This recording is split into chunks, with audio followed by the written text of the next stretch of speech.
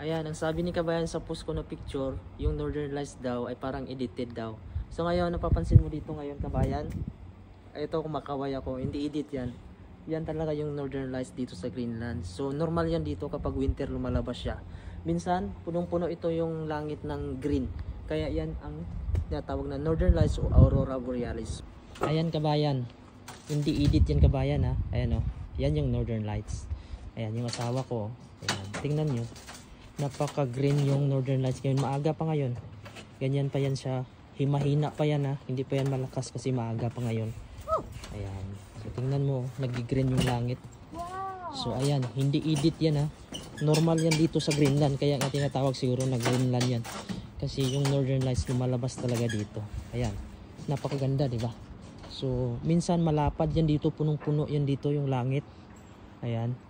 So ayan, lumalakas na siya, oh. Mas maganda yung area.